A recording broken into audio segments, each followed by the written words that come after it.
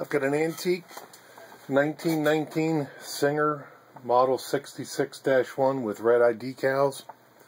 Serial number is G6593031.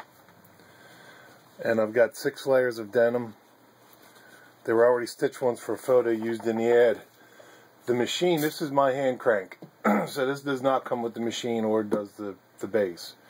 It's a Treadle machine. It can be fitted with a motor, can be fitted with the hand crank as seen here. I'm only using the hand crank because I'm tired of spinning by my fingers, but just to show you how well it stitches at a good speed too.